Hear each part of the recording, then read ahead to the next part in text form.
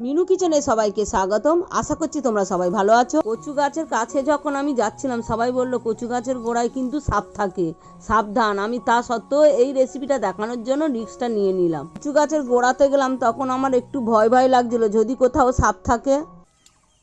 এখানে অল্প একটু হলো। এবার আরও এক জায়গায় চলে যাচ্ছি, সেখান থেকে অল্প কিছু তুলে নিচ্ছি। এবার মনে হচ্ছে আমার হয়ে যাবে। এবার সমস্ত কচুর লতিগুলো কেটে ভালো করে ছাড়িয়ে নেব।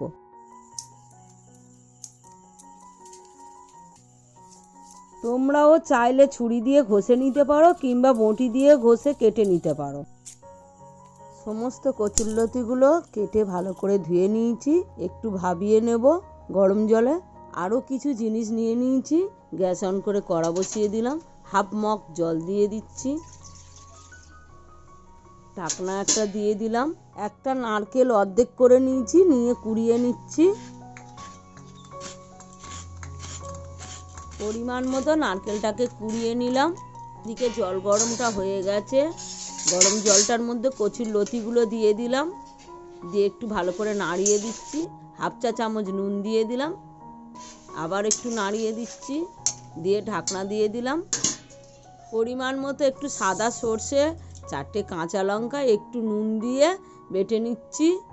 এদিকে ঢাকনাটা খুলে দেখছি কতটা হয়েছে। হালকা সিদ্ধ হয়ে গেছে। একটা ঝুড়ির মধ্যে জল ঝারিয়ে নিচ্ছি। কচুলতিটা তোমরাও এইভাবেই জল ঝারিয়ে নেবে, পুরো সিদ্ধ করবে না, তাহলে গলে যাবে। কড়াটা বসিয়ে দিলাম, গরম কড়াইয়ে সর্ষের তেল দিয়ে দিচ্ছি।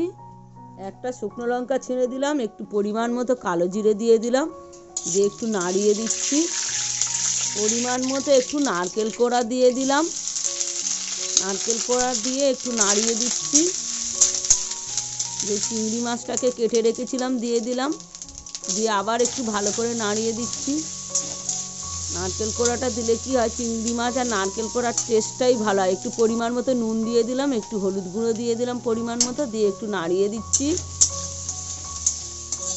যে কচুলতিটা আমি হাফ সিদ্ধ করে রেখেছিলাম দিয়ে দিলাম, দিয়ে আবার একটু ভালো করে নাড়িয়ে দিচ্ছি। এই রেসিপিটা এতটাই সহজ যে কেউ বানাতে পারবে এবং খুব সুস্বাদু। যে সাদা সর্ষে কাঁচা লঙ্কা বেটে রেখেছিলাম সমস্তটা দিয়ে একটু নাড়িয়ে দিলাম। চিংড়ি মাছের সাথে যদি নারকেল সর্ষে পড়ে তার টেস্টটাই আলাদা হয়। কিছুক্ষণের জন্য ঢাকনা দিয়ে দিলাম, কিছুক্ষণ পরে আবার ঢাকনা খুলছি। কত সুন্দর হয়েছে, একদম কোনোটা একদম গলে যায়নি। একটু অল্প পরিমাণে চিনি দিয়ে একটু নাড়িয়ে দিচ্ছি। একটু কাঁচা সর্ষের তেল দিয়ে দিলাম ওপর দিয়ে, দিয়ে একটু হালকা করে আবার ভালো করে নাড়িয়ে দিলাম, দিয়ে একটা ঢাকনা দিয়ে দিচ্ছি, তার কারণ গন্ধটা না বাইরে যায়। গ্যাসটাকে বন্ধ করে দিলাম। সারা সোশ্যাল মিডিয়াতে যদি আমার মতো এই রেসিপিটা দেখে থাকো তাহলে অবশ্যই কমেন্টে জানাও। এই রেসিপিটা এত সহজ আর এত সুস্বাদু, কয়েক মিনিটেই বানানো যায়। তো আমার শাশুড়ি মাকে খেতে দিই, দেখি উনি খেয়ে কী বলে। খুব ভালো হয়েছে, দারুণ হয়েছে। দেখা হচ্ছে নতুন রেসিপিতে।